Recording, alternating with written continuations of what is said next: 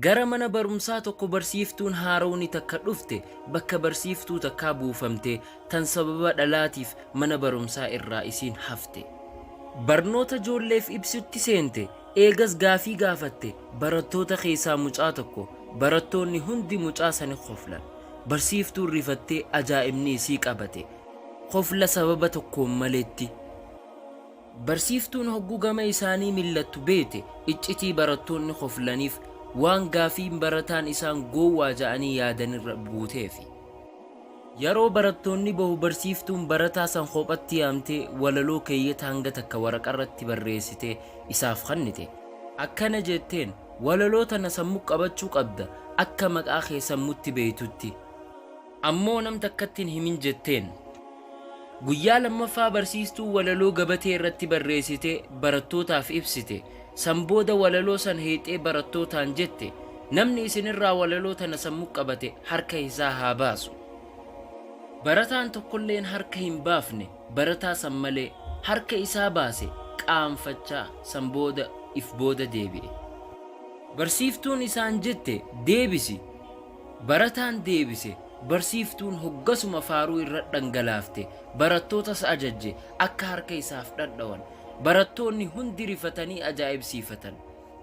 Haalli kun itti deddeebi'e bifa garagaraatiin torbaaniif. Barsiiftuunis deddeebite akkasuma harka tumuun ijoollee barattootaa oowwaanis itti fufe. Ilaalchi barattoonni barataa kanaaf qabanis jijjiiramuu eegale. Haalli isaatis gara irra caalutti jijjiiramuun itti fufe. Ofitti amantummaan isaatis dabale akka gowwaa hin ta'in if arge.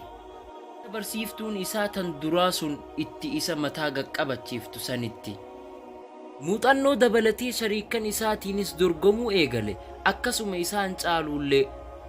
Ofitti amantummaan isaa akka hedduu yaalu akka dorgommii seenu akka ofirratti hirkatu isa goote. Dhumarratti qormaanni faayinaalaa dhiyaate. Laffee eegasii barnoota hunda qabxii gaarii fidee dabre gara barnoota sadarkaa lammaffaatti. Ofitti amantummaa guddaa fi hamilee fagoodhaan. Yaaliin isaa itti fufe hanga qabxii yuunivarsiitii seenuun isa dandeessistu arkatutti akkasuma yuunivarsiitii isaatis injifannoon xumure. Hin dhaamne barnoota isaa itti fufee maastarsi argate amma doktoreet barachuuf deema.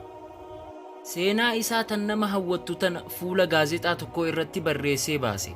Barsiiftuu tiyya walaloo jechuun maqaa isii moggaasee akka rabbiin irra caalaa sawaabaa isiif barreessu du'aa'ii godheefi.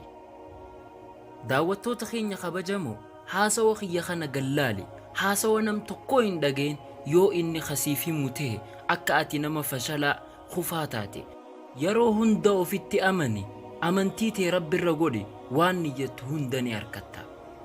Seenaa tana sheer godhaa maaliif nuti yeroo ammaa tana hawaasa hedduu dhiibbaa nurra godhu keessa jirra. Lubbuu teenya irratti akka malee. Mee mana barnootaa hangamtu ijoollee teenya ofitti amantummaa isaanii harkaa fuudhe sababaa jecha kufaatiin isaan darbatuutiif.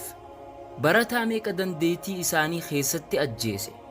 Ijoollee hangamtutti haadhaa fi abbaa isaaniitti haajama akka doktora yookaan injinara yookaan barsiisaa tahaniif.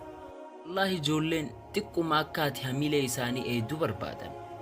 Akka isaan hin dhiifne hojjettootaa fi nama biraa biratti illee wanni kun hedduu isaan cinqa.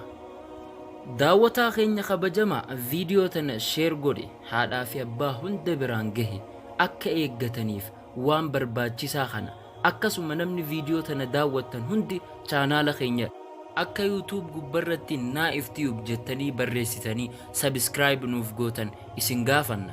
Kun siif laafa nuuf garuu gatii qaba. Nutti hin dooynoomin. Jazaakum.